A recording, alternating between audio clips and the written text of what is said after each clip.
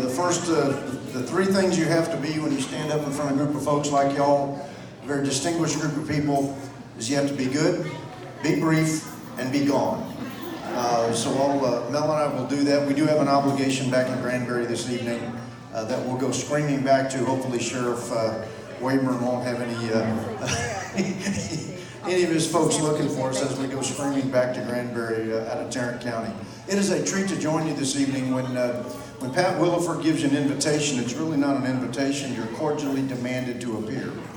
And so we actually, answered up that demand to appear, and Pat coordinated it with Mel, and we put it on the calendar, and here we are, because it really is a special treat. Every day living as a citizen of the United States and a citizen of the great state of Texas is a real treat.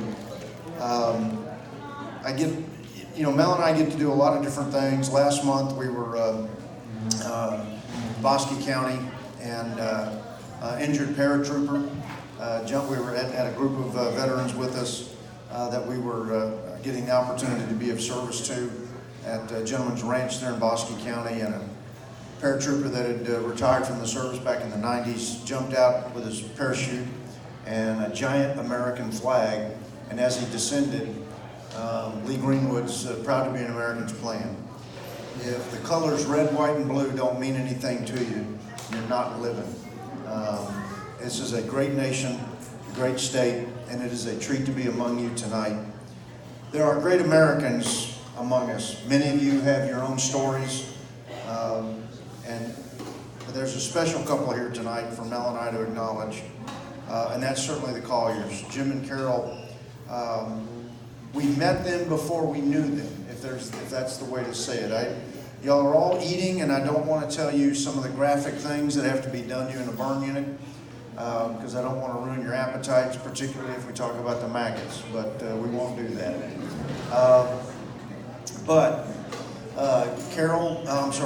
Kay passed away in early July, and Southwest Medical Center over in Dallas has the organ donation bank that when people pass away and donate their organs, it is donated and kept in facilities there at Southwest Medical Center. One of the things about Southwest is that it is very closely related to Parkland, and this is how the Lord knits your life together with people that in a lot of cases you've never met until after they've had an impact on your life. Because Southwest is affiliated with Parkland has the regional burn center. The director of the burn center at the Washington Hospital Center, Marion Jordan, had gone to Parkland in the 60s and 70s and learned to be a burn physician. And at the time of September 11th and the attack in 2001, Dr. Jordan was serving as the president of the American Burn Association. Because he knew Dr. Perdue, who was the director of the burn center here at Parkland, when September 11th occurred, one of the things that happens to your body as you're burned is the body decides what will be discarded, and what's alive today may be dead tomorrow, and what's alive in a week may be dead in 2.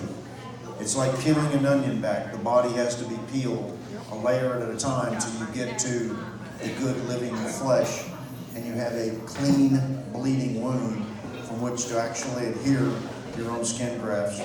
But in that transition, before you're ready to be grafted with your own skin, you need a sterile covering, and much of the skin that is donated to skin banks or organ banks is used as a temporary covering.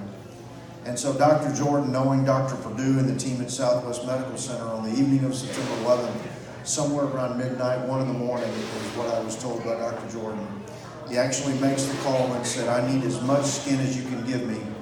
And Kay's skin, which had been donated the month or 2 months before, since aircraft are not flying, 2 gentlemen from, I think it was either FedEx or DHL. It was UT Southwestern, okay. 2 gentlemen from UT Southwestern get in a 4-ton truck with as much donated items that Dr. Jordan had asked for, and will spend 23 hours straight driving to DC, dropping off the donated skin and other things that Dr. Jordan had asked for. And in that course of the next several weeks, myself and my 8 other burn survivors would consume everything that Southwest Medical Center had and donated what's called cadaver skin as a temporary covering. I won't go into all the details of the Lord's grace, because look, I'm alive today because of the toughest man that ever walked this earth 2,000 years ago, who sits at the right hand of the Father. But my quality of life is because of some exceptional physicians. There's only one great physician, but I've had a lot of exceptional ones put me back together again. I've made 49 trips to the operating room. I'm a little more extra crispy than I am original recipe, but that's okay, because this colonel's happy with that. That was 17 years ago.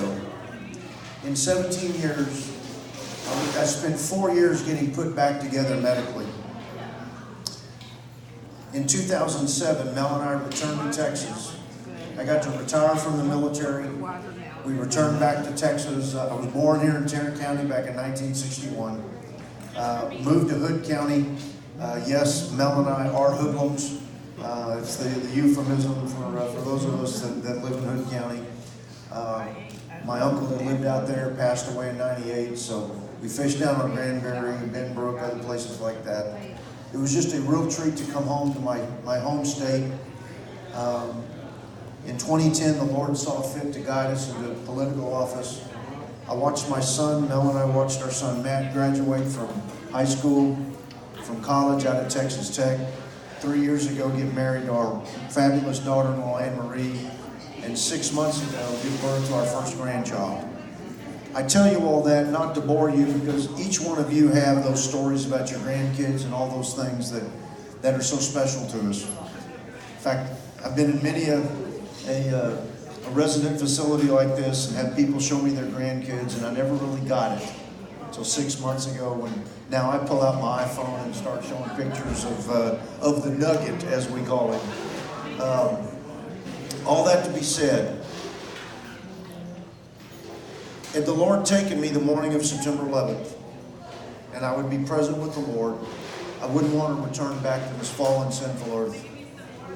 But I'm absolutely pleased and ecstatic that since September 11th, when I should have been killed, I should have died on a number of different occasions, and Kay Collier and the Collier family, with the decision that Jim and Carol made, were one of the many decisions that were made that spared my life, that played a critical role at a critical time, at the critical place in my life and Mel's life, that allowed us to be where we are today, be with you here today, and get to live in the greatest nation, the greatest state, watch my grandchild grow up, and any future children grow up, and enjoy the liberties that this great nation affords us, that our founding fathers fought for us, that are granted by God Almighty. Let us never ever forget the price paid in blood and treasure for such a time as this. Thank y'all so much for your hospitality. Craig, thank you for letting me use your microphone. Pat, thank you for the invitation. To the Colliers, thank you for your blessing of the decision you made and how you dealt with Kay's death.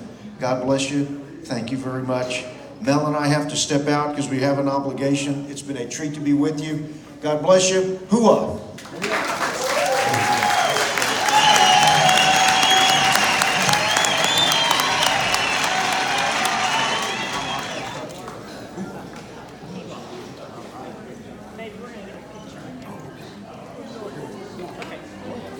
These are yours. In the lobby. I'll carry them.